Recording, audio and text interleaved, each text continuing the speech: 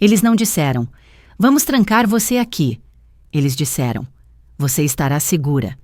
Esse é o problema da traição. Ela nunca usa o nome certo. Vem vestida de amor, de preocupação, é para o seu bem. Eu não gritei quando eles pegaram minhas chaves. Eu não implorei quando esvaziaram minha bolsa e deixaram meu celular sobre a mesinha do corredor. Fiquei apenas parada ali, na recepção da casa de repouso Morada das Flores, tentando entender o que tinha acabado de acontecer. Meu filho, Tiago, beijou minha bochecha e disse: "É temporário, mãe. Só até termos certeza de que você está bem." E então ele saiu. Eu esperei. 10 minutos, 15, 25. Então, me virei para a moça atrás do balcão, jovem, batom vermelho, um crachá de enfermagem que dizia Sandra, e perguntei quando eu poderia ir embora. Ela pareceu confusa. "A senhora já deu entrada, dona Helena. A senhora é uma residente." "Eu não assinei nada," eu disse, embora minha voz tremesse. Sandra me deu um sorriso paciente. "Seu filho assinou. Ele tem a procuração." Eu não chorei. Não naquela hora. Levaram-me para o quarto 213. Lembro-me porque a porta estava lascada e a maçaneta emperrada. A cama estava feita com aquele aperto excessivo, típico de hospital. O armário estava meio vazio. Minhas roupas, mas não todas. Um único porta-retrato com a foto do meu falecido marido, Heitor, estava no parapeito da janela. Um detalhe para que eu me sentisse em casa. Só que aquilo não era minha casa. Minha casa era na Rua das Hortênsias, 117, aquele sobrado amarelo claro com o balanço que rangia na varanda e as hortênsias que eu podava todo o verão desde 1984. Minha casa era a minha cadeira na cozinha, a segunda a partir da ponta, com a almofada gasta. Minha casa era o lugar que comprei com o Heitor, que paguei com orçamentos apertados de supermercado e ossos quebrados de tanto trabalhar como garçonete depois dos 50 anos. Meu lar tinha sumido. Simples assim. Naquela noite, não dormi. A cada 30 minutos alguém se arrastava pelo corredor. Eu não sabia seus nomes e nem queria saber. Eu não ia ficar. Aquilo era um erro, um mal-entendido. Na manhã seguinte, perguntei à enfermeira quando poderia falar com um responsável. Ela disse: "O administrador só vem às quartas-feiras." Era segunda. Eu disse que gostaria de ligar para meu filho. Ela olhou para a prancheta e disse: "Não há privilégios de telefone listados no seu plano de cuidados." Meu plano de cuidados. Tive vontade de rir ou de gritar, mas apenas me sentei na beira da cama e cruzei as mãos. Quando você cria um homem que consegue sorrir enquanto coloca a própria mãe em um asilo, aprende rápido que fazer barulho não leva a lugar nenhum. 3 dias se passaram. Nenhuma ligação, nenhuma visita. Sandra me trouxe um cardigã azul da minha antiga casa. Disse que Tiago tinha esvaziado o armário e mandado o que ele não queria jogar fora. Jogar fora? Abri a sacola. Um vestido, um lenço e meu casaco de inverno. Aquele com o bolso que nunca fechava direito. Aquele casaco era mais velho que o casamento dele. "Você tem sorte," uma das senhoras me disse no refeitório. O nome dela era Elsa. Tinha 90 anos e era quase cega. "Pelo menos sua família te visita. A minha me deixou aqui há 5 anos e se mudou para o Ceará." Eu não me sentia com sorte. Eu me sentia invisível.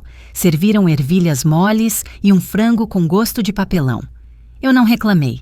Elsa disse que, se você reclamasse, eles anotavam distúrbio de humor na sua ficha e te obrigavam a ver o terapeuta, que tinha cheiro de pastilha para tosse e tristeza.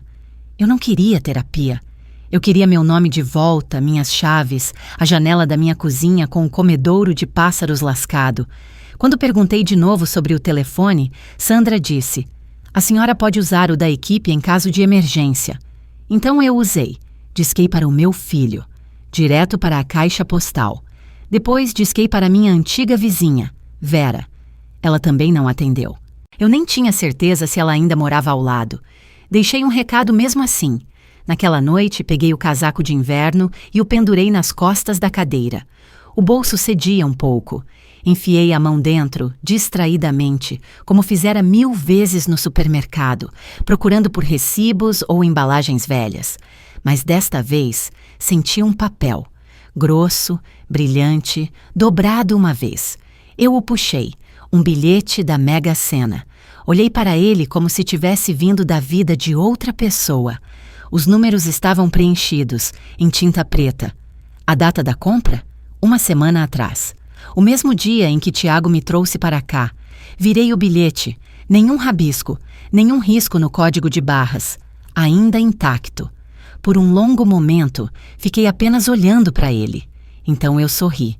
Pela primeira vez desde que entrei neste lugar. Porque naquele momento eu não era uma velha senhora indefesa. Eu era alguém que guardava um segredo. E talvez, apenas talvez, esse segredo mudaria tudo. Você não percebe o quão barulhento um lugar é até que o silêncio não seja mais uma opção para você. Asilos não são silenciosos. São apenas cheios de sons aos quais ninguém responde. Tosses atrás de portas finas. O chiado da televisão. Passos lentos. Alguém chamando por um nome que nunca vem. Guardei o bilhete no bolso do casaco por 3 dias. Não contei a ninguém, nem mesmo para a Elsa. Eu ainda não sabia se era real, mas o simples fato de tê-lo acendeu algo dentro de mim. Eu estava com tanto frio há tanto tempo que tinha esquecido como era o calor. Na quinta-feira, perguntei a Sandra novamente. Posso usar o telefone? Apenas emergências, disse ela, sem tirar os olhos da prancheta. Minha casa pode estar pegando fogo, respondi. Ela piscou. A senhora não mora mais naquela casa, dona Helena. Mas eu morava, na minha cabeça. Todas as noites antes de dormir, eu caminhava por ela, cômodo por cômodo, na memória. A porta da frente com o arranhão da caixa de ferramentas do Heitor, o azulejo da cozinha que nunca consertamos, o lugar perto da escada onde meu quadril costumava estalar ao descer. A senhora não mora mais naquela casa. Aquela frase grudou em mim o dia todo como algo azedo.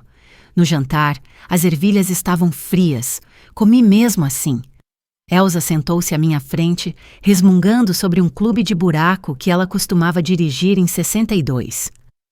Você tem olhos quietos, disse ela de repente, apontando o garfo para mim. Eu levantei o olhar. O que isso quer dizer? Significa que você sabe mais do que diz. Eu não respondi. Ela estava certa. Esperei até a enfermeira da noite entrar em serviço. Uma mais nova, mal saída do ensino médio, sempre mexendo no celular. Ela gostava de mim porque eu não chamava durante a noite nem pedia remédios. Quando ela passou pelo meu quarto às 22h45, eu estava no corredor, de braços cruzados, como se estivesse esperando há horas. Desculpe incomodar, eu disse. Acho que deixei a bateria do meu aparelho auditivo no meu casaco velho. O cinza grande. Pode estar na lavanderia. Será que eu poderia... Ela me acenou em direção à recepção. Claro, mas seja rápida. Não deixe o alarme disparar quando abrir a porta. Sem câmeras de segurança. Sem gavetas trancadas. Apenas um telefone antigo com um tom de discagem chiado. Procurei os números manualmente. Primeiro, o site da loteria. O sorteio vencedor já havia sido divulgado. Verifiquei a data. Sábado. Meu bilhete batia. Todos os 6 números. Pisquei com força, como se tivesse lido errado. Fiz de novo. Batia. 62 milhões de reais. O prêmio máximo. Não reclamado. Eu não sorri. Não de imediato. Apenas fiquei ali, segurando o telefone, enquanto a enfermeira da noite rolava suas mensagens a poucos metros de distância, completamente inconsciente de que 10 centímetros de papel no bolso do meu casaco tinham acabado de mudar todo o equilíbrio do mundo. Voltei para o meu quarto devagar, como se estivesse carregando algo frágil. E eu estava. Mal dormi. Minha mente girava tão rápido que parecia que ia se soltar. O que eu poderia fazer com tanto dinheiro? Eu não podia dirigir. Não tinha minha conta bancária. Meu filho tinha o controle de tudo. Tudo. E, no entanto, pela primeira vez em meses, eu não estava com medo. Eu não era um nada. Eu guardava um segredo tão grande que poderia engolir este prédio inteiro e cuspi-lo como poeira. Na manhã seguinte, Sandra me entregou uma programação de bingo em grupo e uma sessão de artesanato. Olhei-a nos olhos e disse: "Gostaria de falar com um advogado." Ela riu. "O quê? Vai processar alguém?" "Não", eu disse. "Só quero redigir uma carta." "Bem, seu filho cuida de toda a sua papelada. Então quero que um advogado confirme se isso ainda é legal." Ela franziu a testa. "Dona Helena, não é assim que funciona." "É sim, se você não quiser ser denunciada por manipulação financeira de uma idosa." Ela parou de sorrir. Dobrei a programação e a coloquei no bolso. O mesmo bolso do bilhete. Mais tarde, naquele dia, liguei para meu filho novamente, direto para a caixa postal. Então deixei um recado. "Oi, Tiago. Só queria te avisar que encontrei algo importante no meu casaco. Algo que talvez te interesse. Me ligue."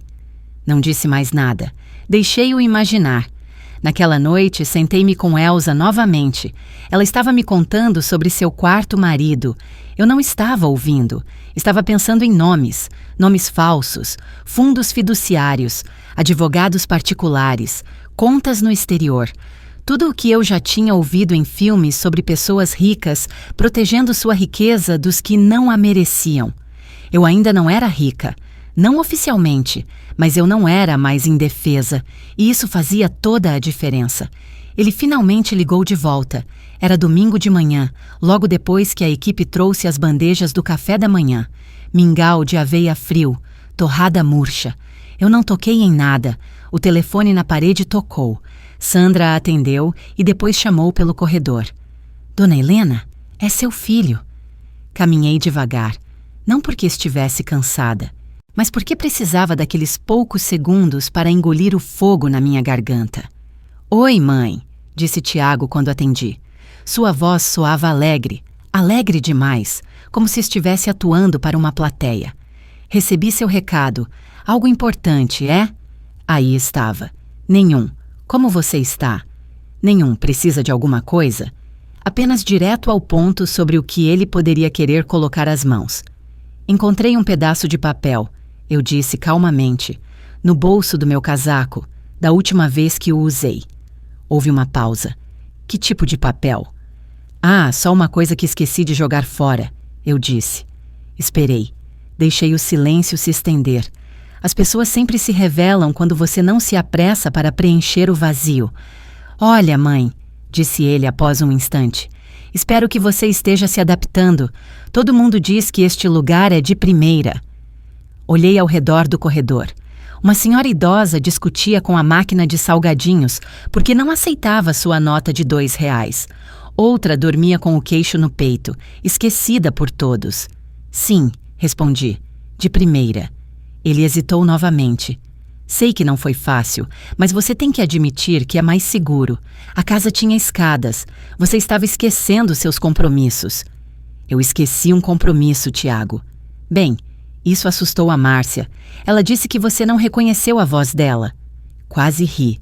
Como se esquecer a voz da sua nora fosse sintoma de algo além de exaustão. "Ela estava gritando", eu disse. "Foi por isso que não atendi. E, francamente, eu estava cansada de ser tratada como criança." Ele suspirou. "Não quero discutir, mãe. Só queria saber como você está. E sobre aquele papel que você mencionou?" "Joguei fora." Menti. Não parecia tão importante. Um instante. Silêncio. Então, uma mudança em sua voz. O tipo que as pessoas usam quando se acham mais espertas que você. "Bem, que bom.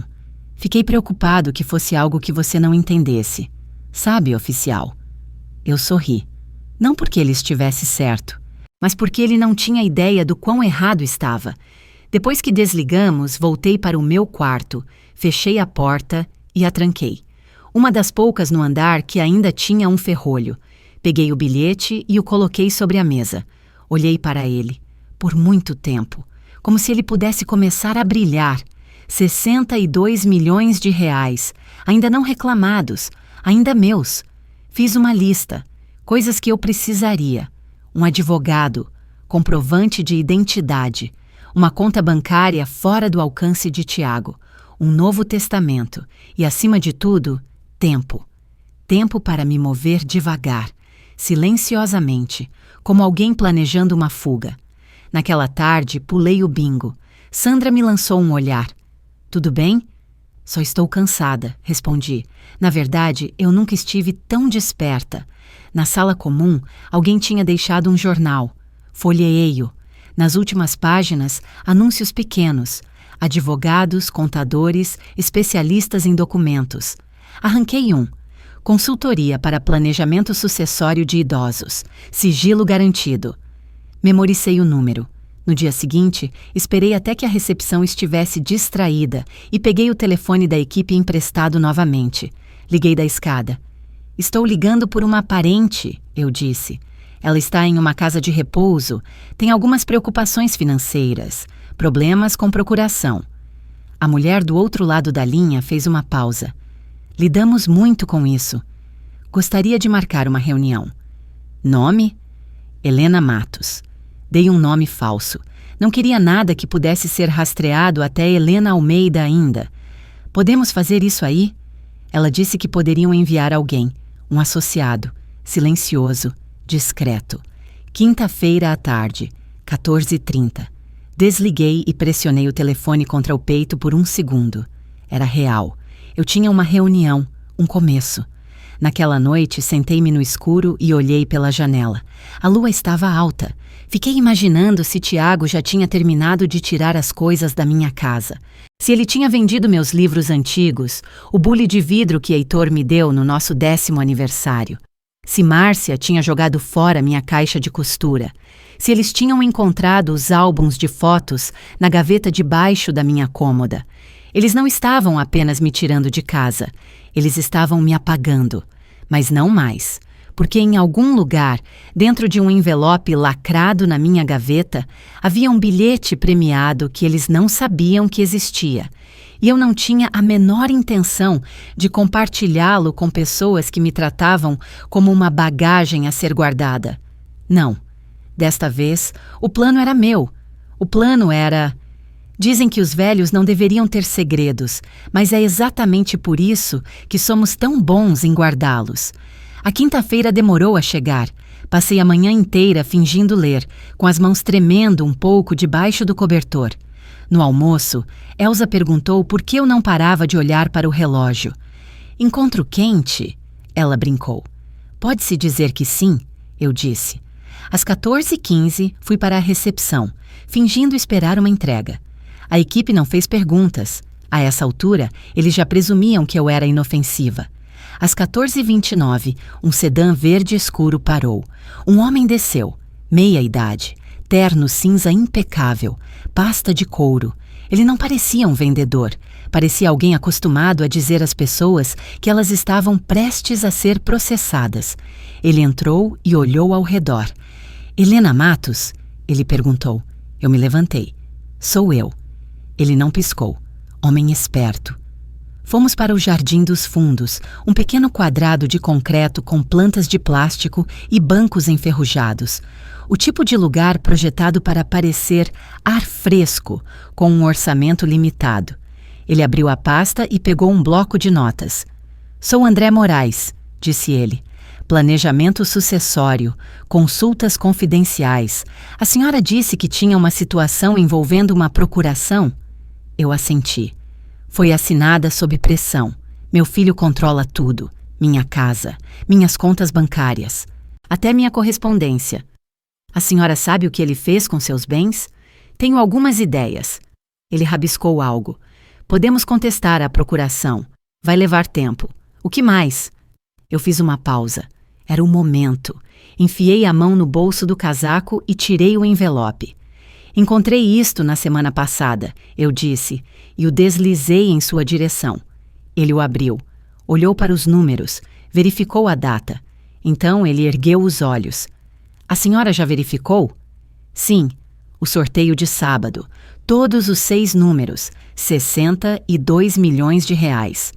Ele não piscou, não assobiou, apenas assentiu lentamente. Mas alguém sabe? Não. A senhora quer que saibam? Não. Então precisamos agir rápido. Ele traçou um plano. Fundos fiduciários, transferências sigilosas, um processo de reivindicação controlado usando um escritório de advocacia como intermediário e, o mais importante, proteção contra a interferência da família. Já fiz isso antes, disse ele.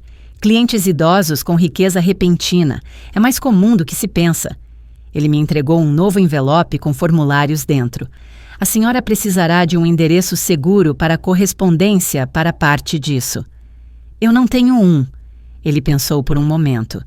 Podemos providenciar uma caixa postal no centro. Enviarei os documentos para lá. A senhora precisará assinar pessoalmente. Eu não tenho carro. Eu enviarei um, mas não para a clínica. Diremos que é para uma consulta médica. Eu me recostei. O ar parecia mais leve. Pela primeira vez em semanas, eu não estava apenas sobrevivendo. Eu estava construindo algo. A senhora quer dar algo para sua família? Ele perguntou, sem maldade. Eu balancei a cabeça. Eles me deixaram aqui sem uma conversa. Apenas pegaram minha vida e a embrulharam como sobras de comida. Não devo nada a eles. Então a senhora precisará de um novo testamento também. Quero a maior parte em um fundo para alguém que eu amo de verdade, eu disse. Minha neta. Nome? Rosa Almeida. Ela tem 21 anos. Está na faculdade. Nunca me pediu um centavo. Nunca me tratou como se eu fosse um casaco para ser pendurado. Ele assentiu. Vamos torná-lo à prova de falhas. Ela estará protegida. Ele se levantou, juntando seus papéis. Entrarei em contato em 72 horas. Enquanto isso, não conte a ninguém. E não tente reivindicar o bilhete por conta própria. É muito arriscado. Sou velha, não estúpida. Ele sorriu pela primeira vez. Foi o que imaginei. Quando ele saiu, fiquei no banco por mais 10 minutos. Eu precisava do vento, mesmo que cheirasse a cândida e asfalto. Naquela noite, escrevi no meu caderno, aquele que eles não verificam. Dia 13, Namorada das Flores, 62 milhões intocados. Plano legal em andamento. Meu nome é Helena Almeida, mas eles se lembrarão de mim como outra pessoa. No sábado de manhã, o bilhete não era mais apenas uma possibilidade, era um ativo. Dr. André ligou às 9h em ponto. Uma mulher chamada Carla havia verificado os números com a caixa. A estrutura legal estava pronta. A reivindicação seria feita através de um fundo especializado, anônimo e rastreável.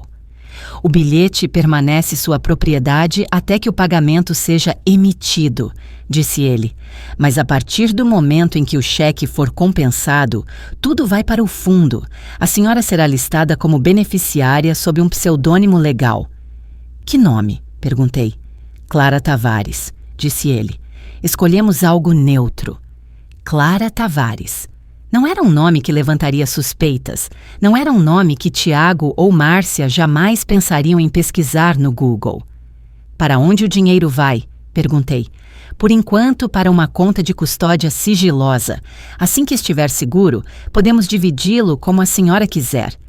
Quero a parte da Rosinha bloqueada até ela fazer 30 anos, eu disse. Mas com acesso para educação, moradia, emergências. Ele fez uma pausa. Nunca vi alguém ser tão clara tão rápido. Tive muito tempo para pensar ultimamente, eu disse. O que eu não lhe disse foi que todas as noites, enquanto os outros assistiam TV ou cochilavam durante programas de auditório, eu me sentava com as costas retas, olhando pela janela e construindo uma nova vida em minha mente. Eu sabia quantos zeros havia em 62 milhões. Sabia o que podia comprar e o que não podia. Não podia comprar de volta anos sendo ignorada. Não podia comprar de volta o tempo em que Márcia zombou dos meus sapatos na Páscoa, alto o suficiente para Rosinha ouvir. Não podia comprar de volta os aniversários que Tiago esqueceu, ou a vez em que ele não apareceu no funeral do Heitor até que todos já tivessem ido embora. Mas podia comprar liberdade, e isso era o suficiente. Espere o cheque chegar em 3 a 5 dias úteis, disse André. A senhora não precisará tocá-lo. Eu cuidarei de tudo, ligarei com mais instruções. Depois que desligamos, abri minha gaveta e olhei para o envelope novamente. Eu não precisava mais dele, mas não ia jogá-lo fora. Era a prova, não do dinheiro, mas do que eu tinha feito antes do dinheiro chegar. Eu tinha me salvado. Naquela tarde, sentei-me com Elsa no pátio. Ela estava observando as nuvens. Sua visão era muito ruim para vê-las direito, mas ela ainda gostava de nomear suas formas. "Olha aquela ali", disse ela, apontando vagamente para o norte. "Parece um cordeiro ou uma cadeira quebrada." "Você não está longe", eu disse. "Parece ambos." Ela se virou para mim, de repente séria.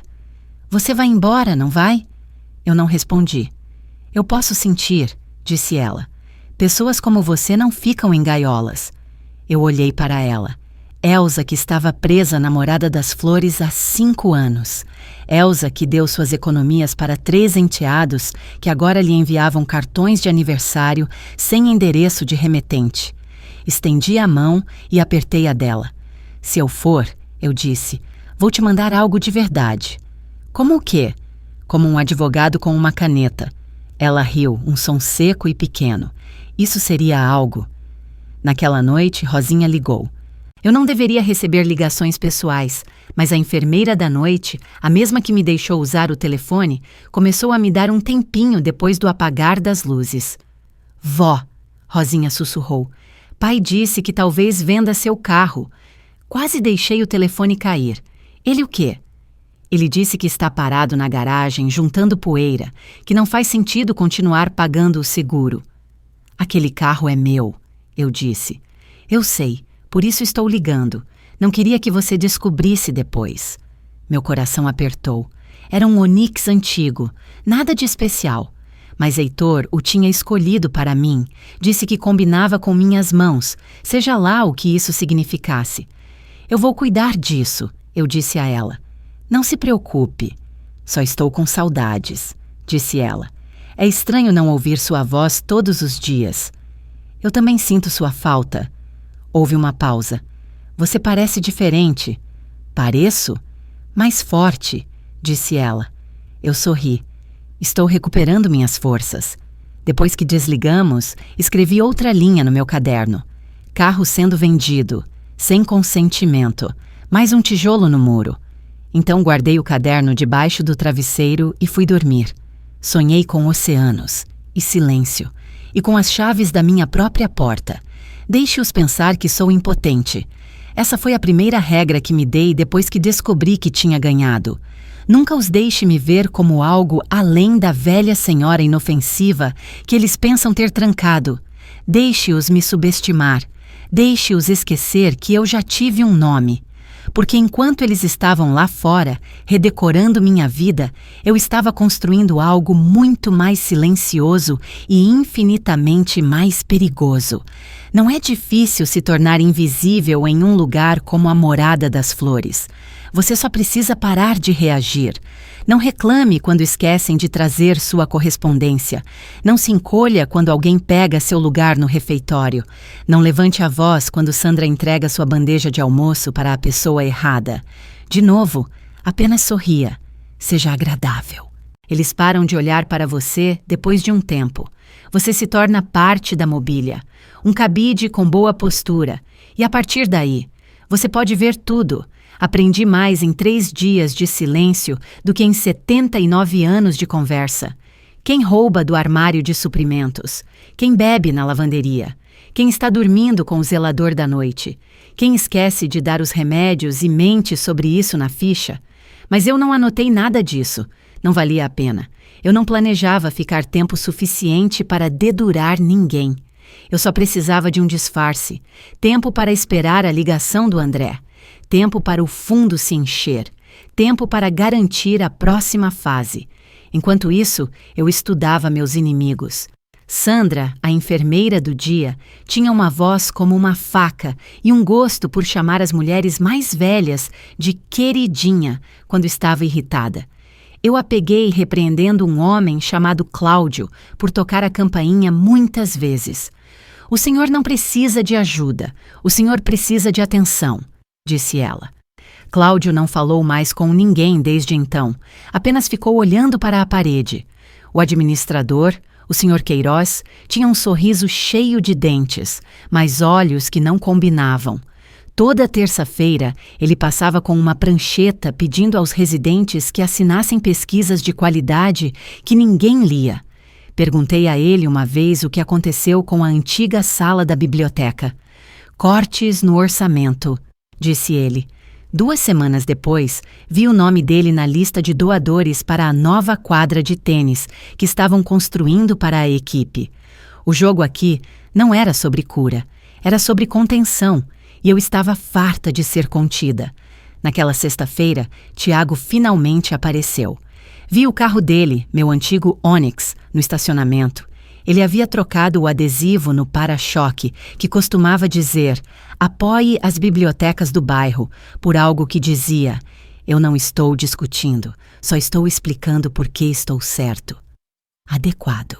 Ele entrou com aquele mesmo sorriso de lado que sempre usava quando queria algo. "Ei, mãe", disse ele como se tivéssemos nos falado ontem. "Você está com uma ótima aparência". Eu não respondi. "Eu estava aqui por perto", acrescentou. "Pensei em deixar algumas coisas. Você ainda está usando esse casaco, hein?" Ele é quente. Sabe, acho que a Márcia encaixotou um monte de suas roupas de inverno. Quer que eu traga da próxima vez? Eu balancei a cabeça. Ele olhou ao redor. "Está se acostumando aqui?" "Estou me adaptando." "Isso é bom. Isso é muito bom." Ele coçou a nuca. Tique nervoso. "Sabe", disse ele lentamente. Eu andei pensando.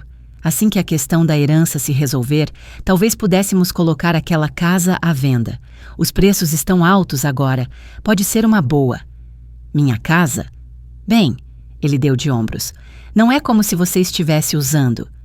"Eu construí aquela casa com seu pai." "Claro, mas vamos lá, mãe. Ela está lá, parada. E os impostos? Eu paguei esses impostos por 40 anos. Houve uma pausa. Seu rosto mudou. Eu vi o verdadeiro Tiago aparecer por um instante, aquele que odiava ser desafiado. "Estou apenas tentando ser prático", disse ele. Eu me levantei. "Obrigada pela visita", eu disse, "mas estou cansada agora." "Espere, mãe, não seja assim." Eu disse que estou cansada. Ele ficou ali sem jeito por um segundo, depois se inclinou para um abraço que não retribuí. Quando ele se virou para sair, eu disse: "Ah, mais uma coisa." Ele parou. Encontrei algo no bolso do meu casaco. Observei a cor sumir de seu rosto. "Encontrou?" Eu assenti. "Um lembrete." Ele tentou sorrir. "Que bom." "É sim", eu disse. "Muito bom." E então me afastei.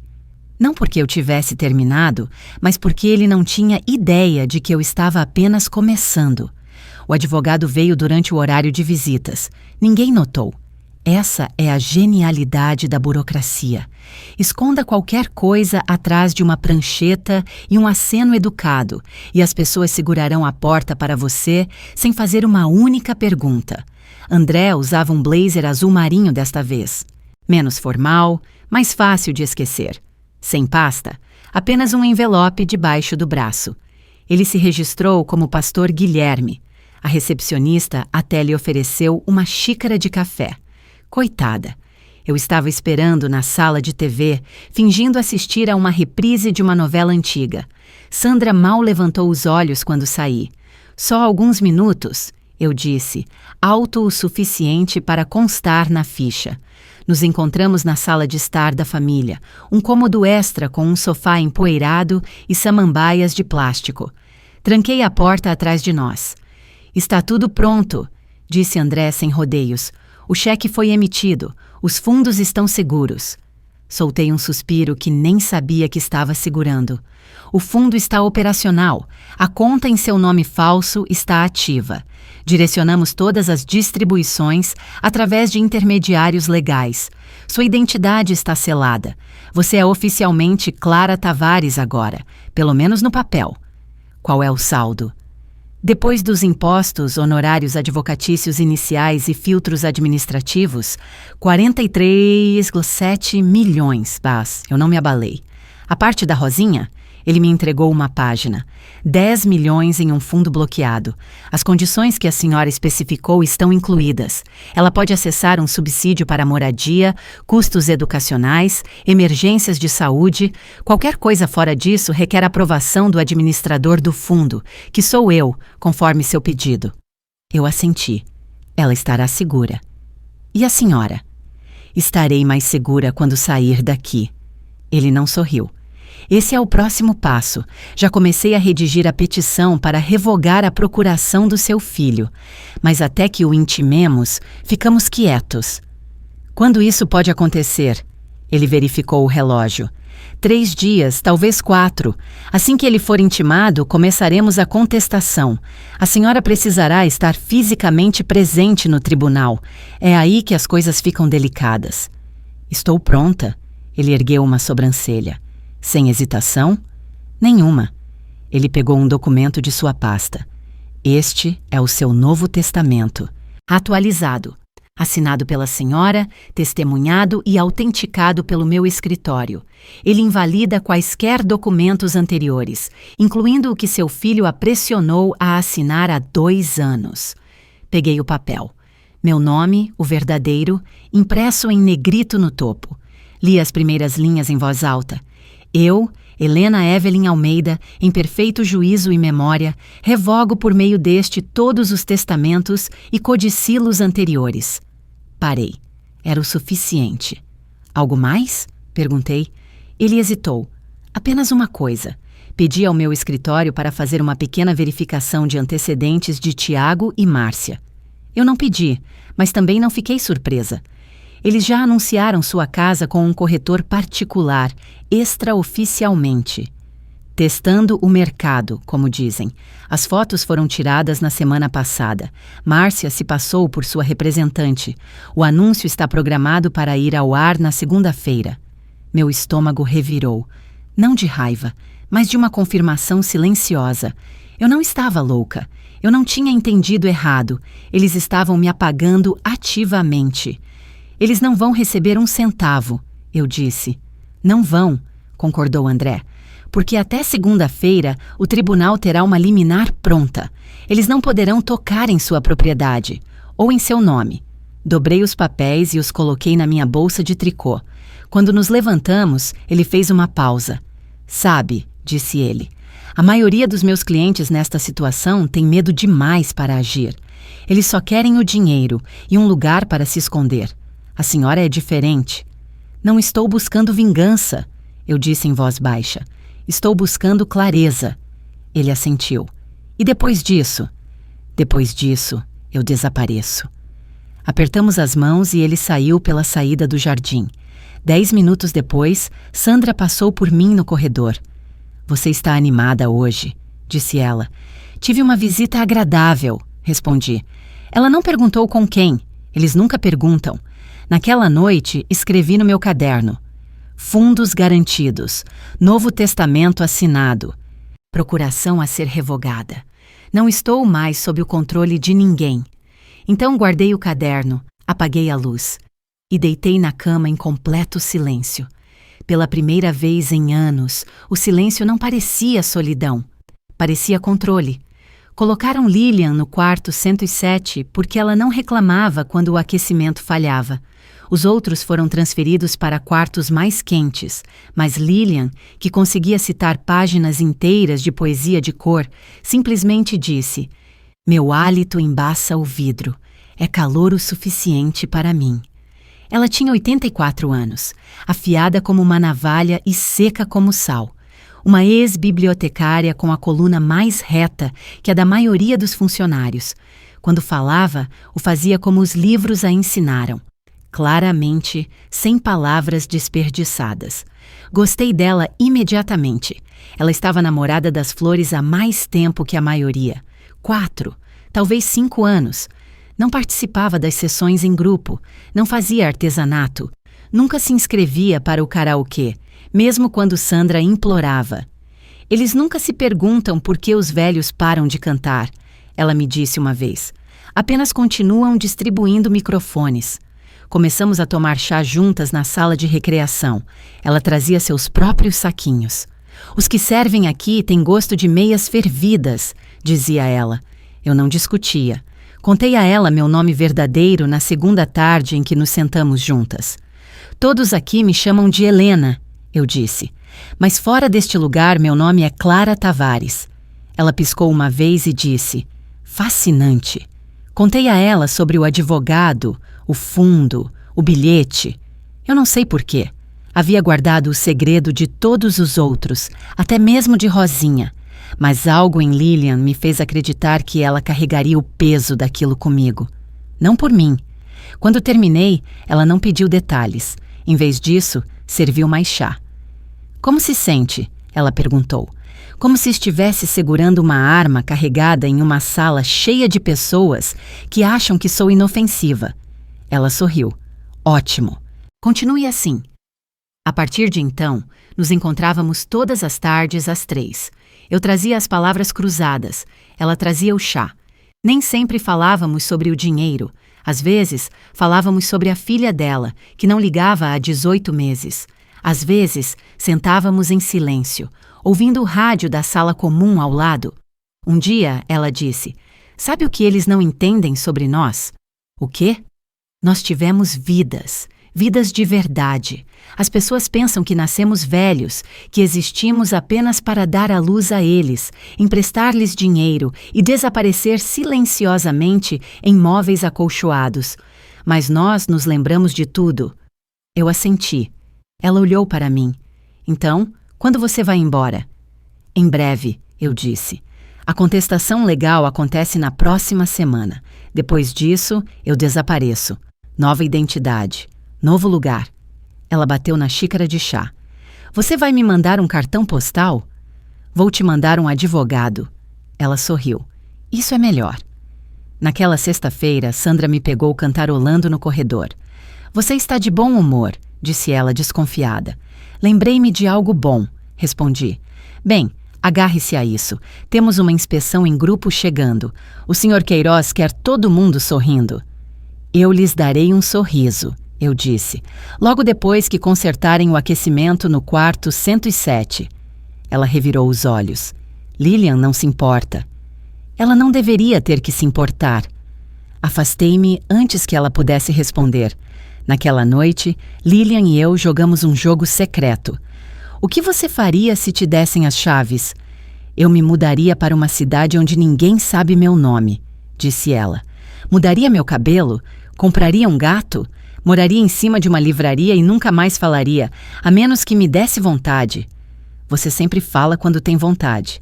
Então eu finalmente pararia de me explicar. Ela olhou para mim. E você? Eu compraria uma casinha perto da água, eu disse. Faria chá de manhã, comeria o que quisesse, dormiria quando quisesse.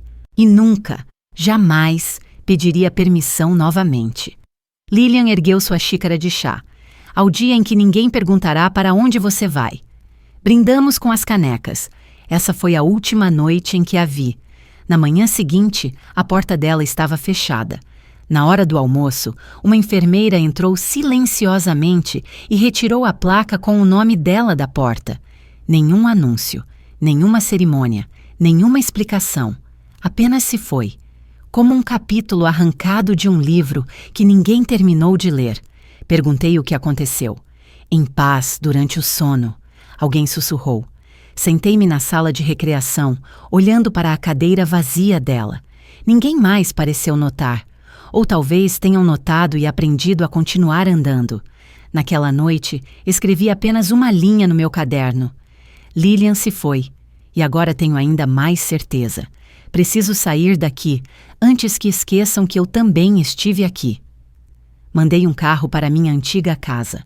Não um táxi. Uma Mercedes preta, vidros fumê, cromados polidos como um espelho. O tipo de carro que pessoas como Tiago não podiam ignorar.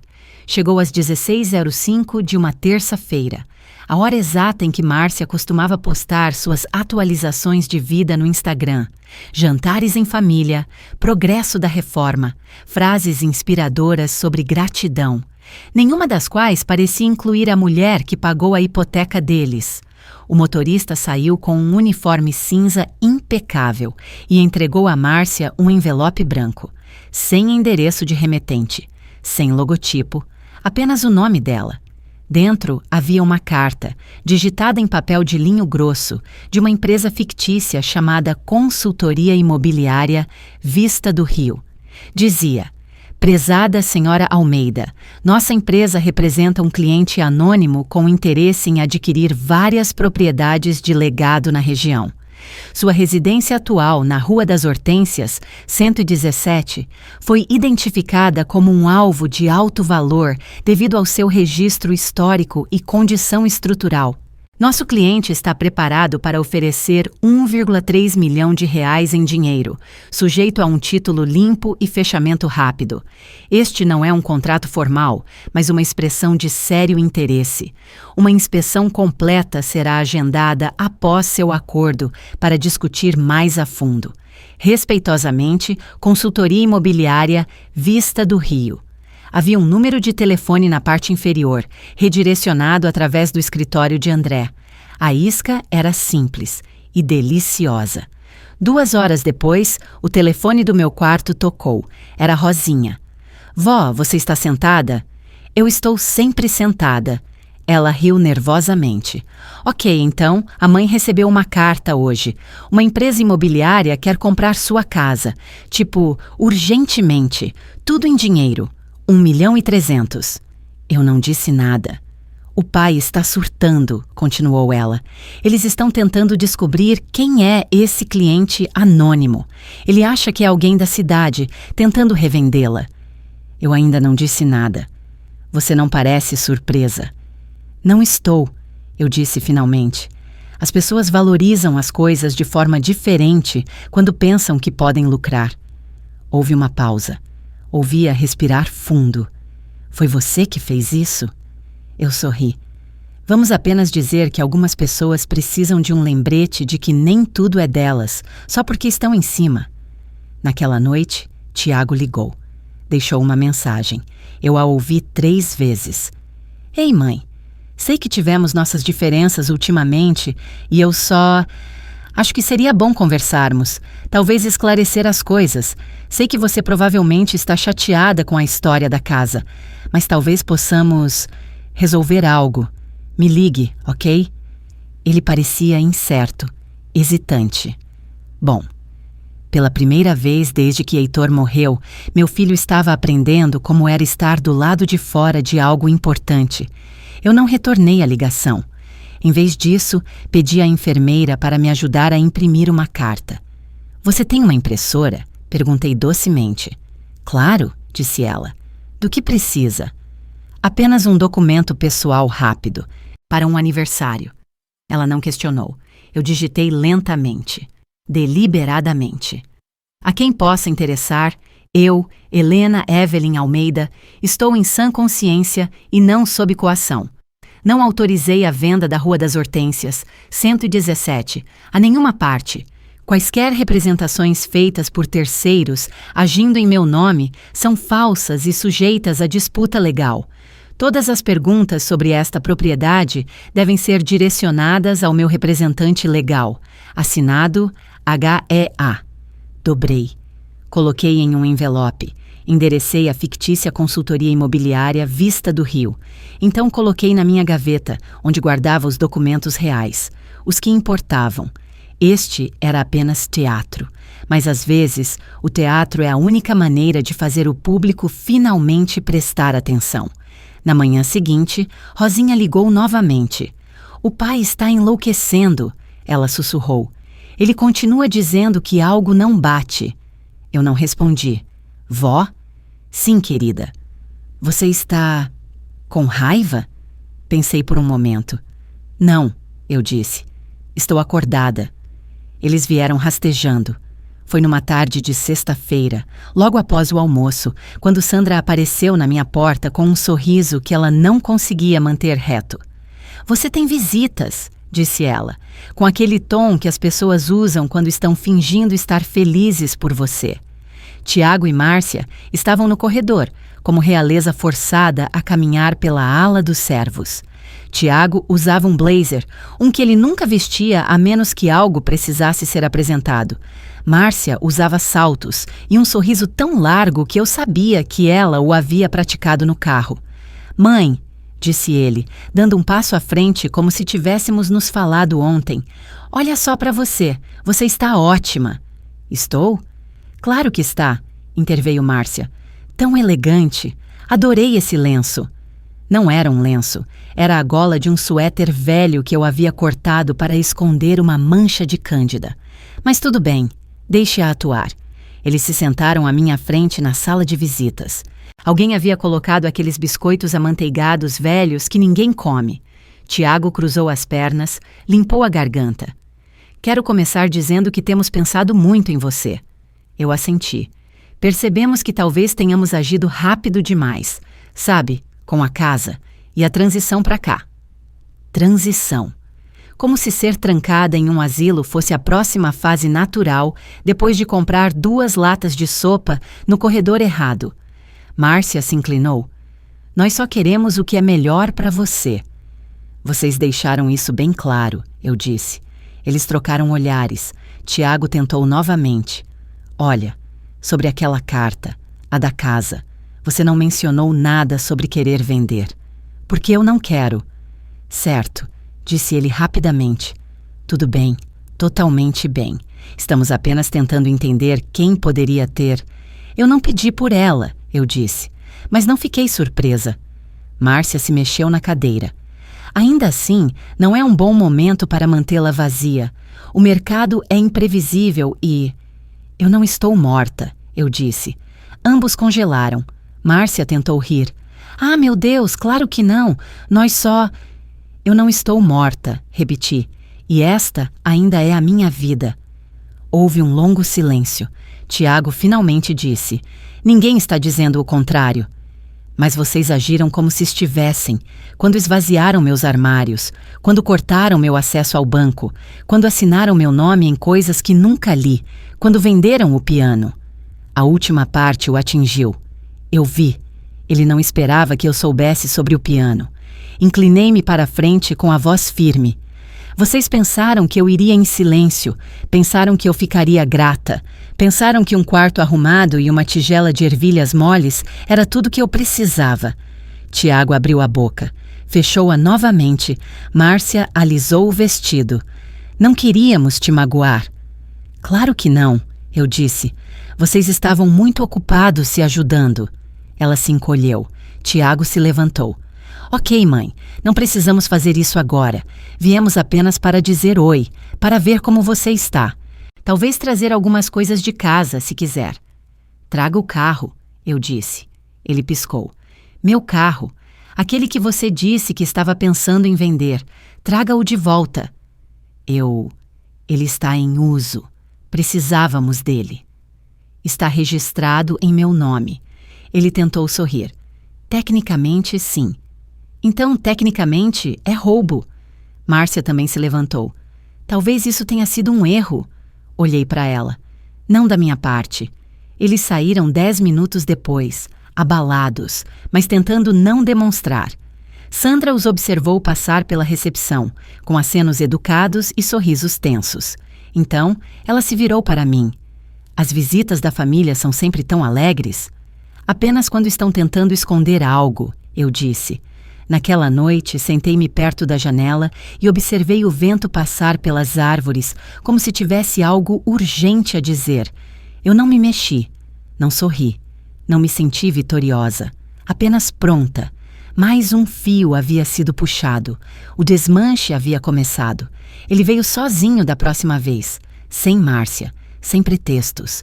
Apenas Tiago, segurando um saco de papel com algo quente dentro e um olhar no rosto como se estivesse entrando em um tribunal, não em uma casa de repouso. Trouxe seu prato favorito, disse ele levantando o saco. Fígado com cebola daquela lanchonete que você gosta. Deixei que ele colocasse sobre a mesa. Não toquei. Ele sentou-se à minha frente novamente, desta vez sem blazer. Apenas aquele suéter verde que ele usava na faculdade, aquele que fazia seus olhos parecerem mais suaves do que realmente eram. Eu andei pensando no que você disse, ele começou. Eu não disse nada. Você está certa, sobre muitas coisas, sobre a casa, o jeito como lidamos com as coisas.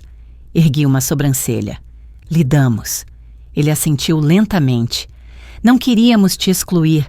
Nós apenas entramos em pânico, eu acho. Depois que o médico disse que havia problemas de memória e aquela coisa com o fogão. Eu não esqueci o fogão, eu disse.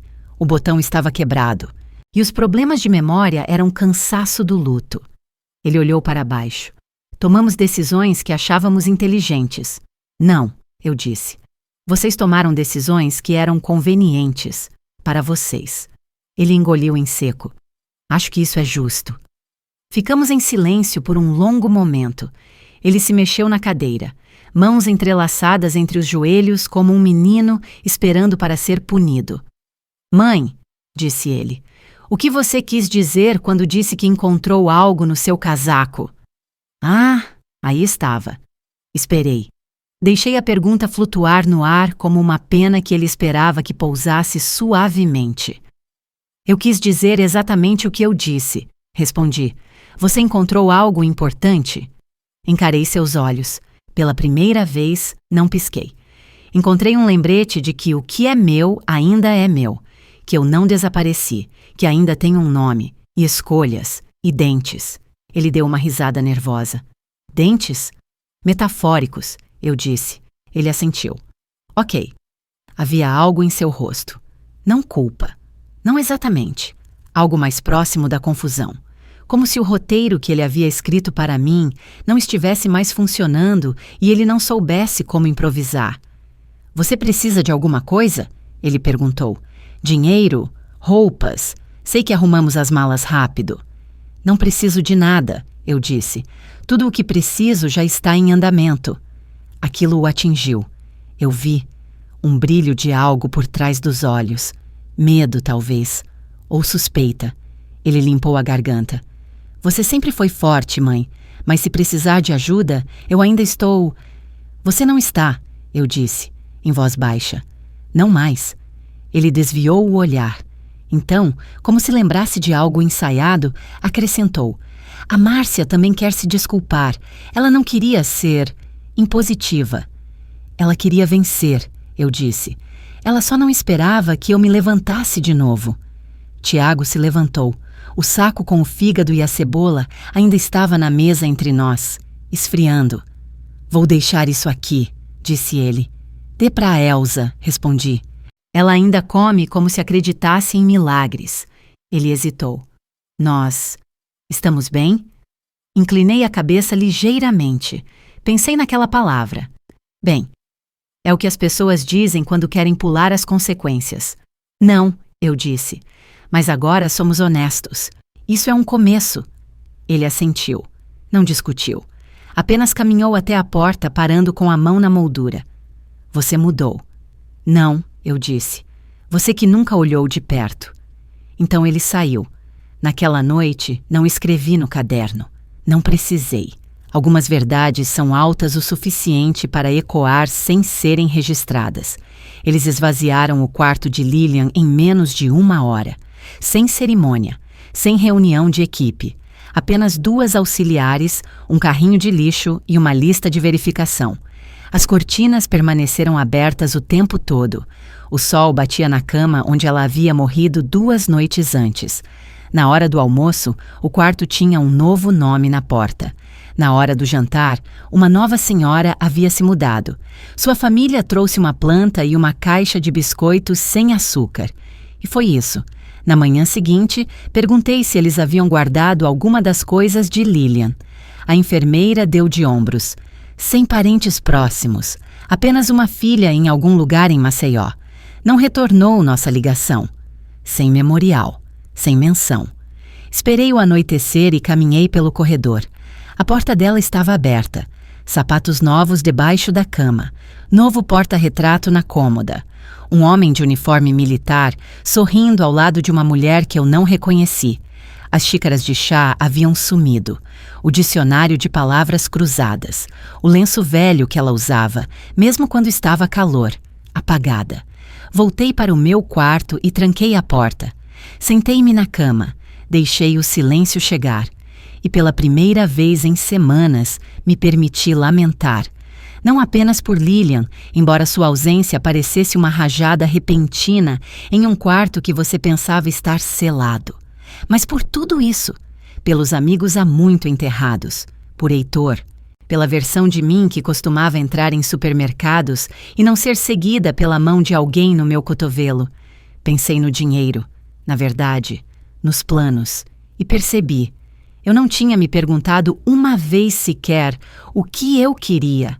Só tinha pensado no que eu poderia consertar, no que eu poderia reivindicar, em quem eu poderia ensinar uma lição. Mas Lilian nunca quis ensinar nada a ninguém.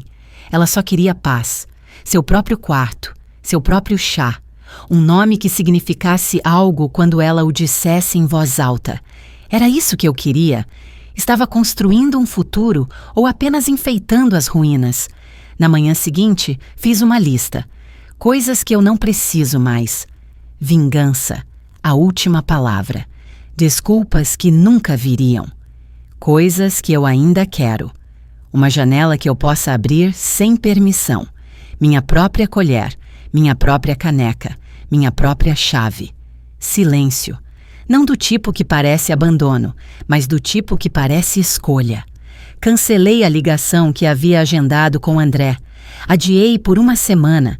Eu precisava sentar com esses pensamentos um pouco mais, deixá-los se transformar em algo real. Naquela tarde, Sandra me perguntou se eu queria participar de uma nova atividade em grupo. Pintura, disse ela. Terapêutico. Não, respondi. Ainda não é a sua praia? Estou escolhendo o que é. Ela me lançou um olhar. Não cruel, apenas confuso. Como se a ideia de uma velha senhora escolhendo algo além dos sabores de pudim fosse estranha. Não expliquei. Mais tarde, visitei o Jardim dos Fundos. Sentei-me no banco onde encontrei André pela primeira vez. As folhas começavam a mudar. Dourado de fim de estação.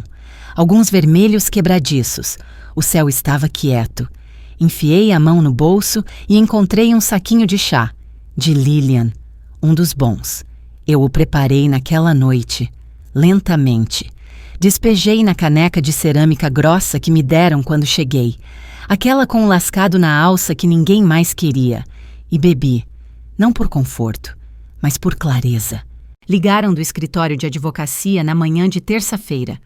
Dona Helena, disse a voz calma de Carla, o tribunal marcou uma data para uma audiência de revogação da procuração do seu filho. Na próxima quinta-feira, a senhora será transportada sob escolta legal. Agradeci e desliguei. Então sentei-me com aquilo. Aquela palavra, escolta. Como se eu fosse um pacote delicado sendo transportado através do perigo. Talvez eu fosse. Ou talvez eu fosse apenas uma mulher que finalmente tinha algo que eles não podiam tirar. Não o dinheiro, não a casa, nem mesmo seu silêncio.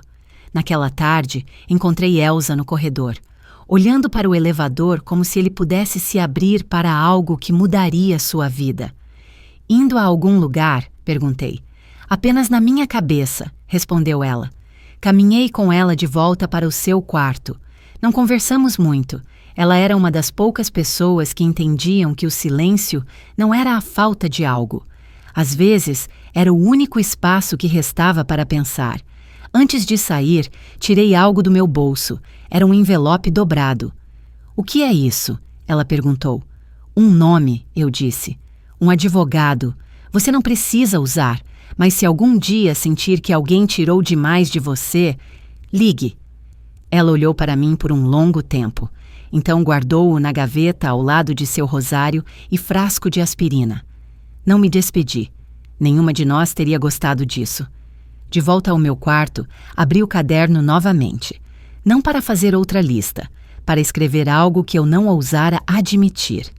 Se eu sair com amargura, eles ainda venceram. Se eu sair com silêncio, eu decido o que significa.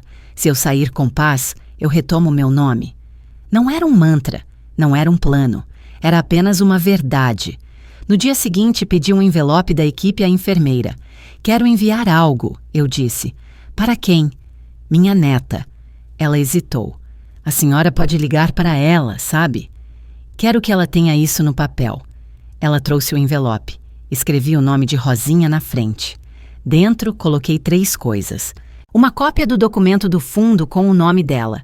Uma foto minha e do Heitor, em frente à nossa primeira casa em 1963. Uma carta, manuscrita, 4 páginas. Não a reli. Algumas palavras não precisam de edição quando vêm do coração. Selei e entreguei à enfermeira.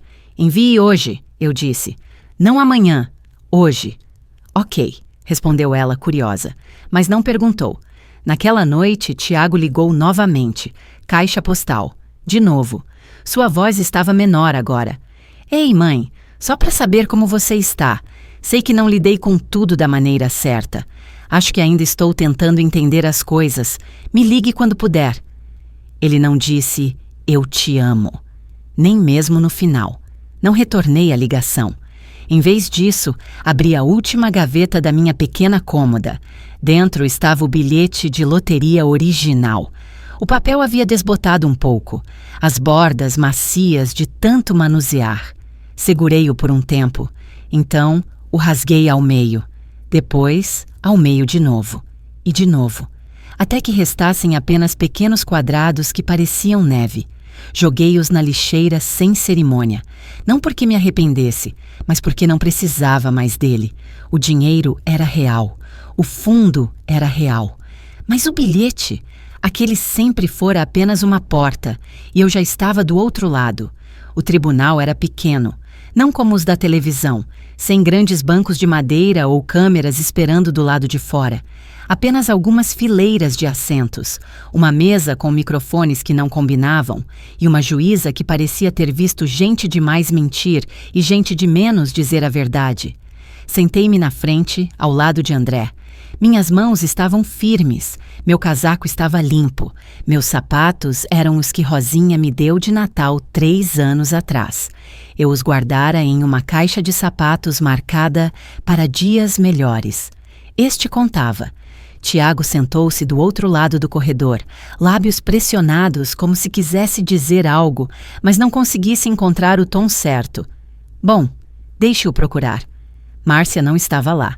Provavelmente foi aconselhada a ficar longe. Provavelmente inteligente. André inclinou-se para mim. Fique em silêncio a menos que se dirijam a você. Você não precisa se defender de nada. Esse é o meu trabalho. Eu assenti. A audiência não foi longa. 36 minutos ao todo. André apresentou os documentos, a linha do tempo, as declarações médicas, a atividade financeira nas contas conjuntas, as cartas de autorização ausentes, os móveis vendidos sem consentimento, o anúncio da casa sem assinatura. Dona Helena, a juíza me perguntou finalmente, a senhora sente que foi colocada em um lar contra sua vontade? Sim, eu disse. Não me perguntaram, me disseram. E a procuração? A senhora entendeu completamente o que estava assinando? Não, eu disse, porque não assinei nada. Os papéis foram processados sem meu conhecimento. Tiago se mexeu, abriu a boca. Seu advogado colocou a mão em seu braço. A juíza continuou. E a senhora se sente mental e fisicamente capaz de administrar seus próprios assuntos? Sim. Tem provas para sustentar essa alegação? André entregou o arquivo. Dentro, uma declaração assinada por um psicólogo licenciado pelo Estado. Avaliação cognitiva completa, sem sinais de demência, sem sinais de capacidade diminuída. A juíza folheou lentamente. Então olhou para Tiago. Seu cliente alega que agiu de boa fé, disse ela. Mas a boa-fé financeira inclui transparência, o que claramente esteve ausente. Tiago não disse nada. Ela se virou para mim. Dona Helena, a senhora está solicitando a revogação total da procuração existente? Sim. E a substituição? Não. Houve uma pausa. A senhora não deseja atribuí-la a outro membro da família? Um terceiro? Desejo mantê-la eu mesma, eu disse. Uma pausa. Então ela assentiu. Pedido concedido. Simples assim. Martelo, ordem carimbada. Um papel deslizou pela bancada em direção a André. Estava feito. Eu não chorei. Não suspirei. Apenas fiquei sentada enquanto o peso se deslocava. Lá fora, Tiago me seguiu pelos degraus do tribunal. Mãe, espere. Parei. Virei-me. Ele parecia mais magro à luz do dia, menos seguro, menos correto. Eu não queria te magoar, mas você magoou. Eu pensei que estava fazendo a coisa certa. Não, eu disse. Você pensou que era o único que podia. Ele abriu a boca, fechou-a. Eu não quero o dinheiro, disse ele de repente. Eu nunca quis. Eu sorri. Que bom, eu disse, porque agora você nunca vai tocá-lo. Ele piscou. Eu me aproximei, apenas o suficiente. Você me tratou como uma fase a ser gerenciada, uma coisa para encaixotar, mas eu te criei, paguei pelo seu aparelho, fiquei do lado de fora dos seus concertos escolares, mesmo quando seu pai não podia sair do trabalho. Eu te ensinei a amarrar os sapatos e a assinar seu nome. Eu fiz uma pausa. E agora estou te ensinando a perder.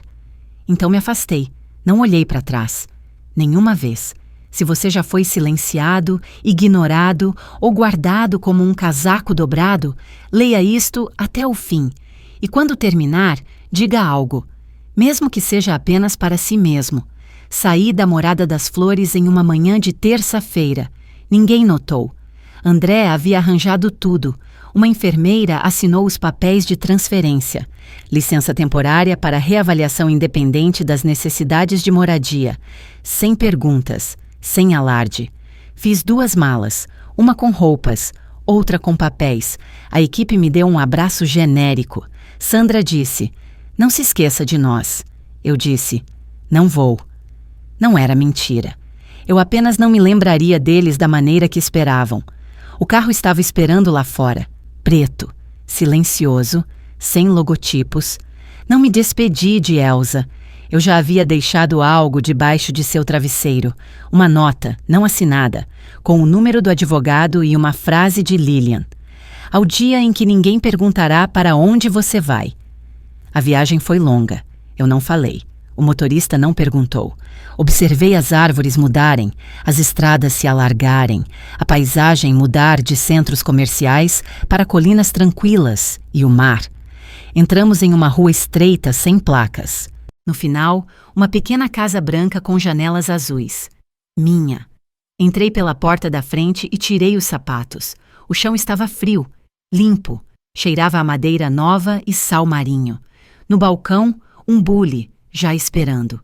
André pensara em tudo.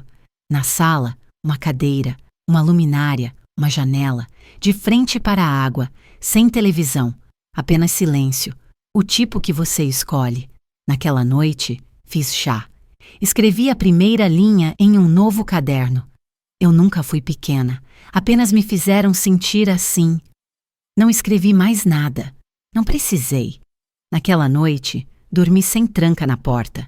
Sem alguém verificando se eu tinha tomado meus remédios, sem o nome de Tiago na minha conta bancária, sem a voz de Márcia em meus ouvidos. Eu dormi. E de manhã, acordei quando quis. Fiz torradas com manteiga demais. Sentei-me ao sol, abri a janela e lembrei do som da minha própria respiração. Se esta história te fez sentir algo, compartilhe. Deixe um comentário. Envie para alguém que ainda pensa que não tem voz, porque alguém por aí precisa ouvir o que eu finalmente disse. Você não é um fardo. Você não acabou. E ninguém tem o direito de te trancar e chamar isso de amor.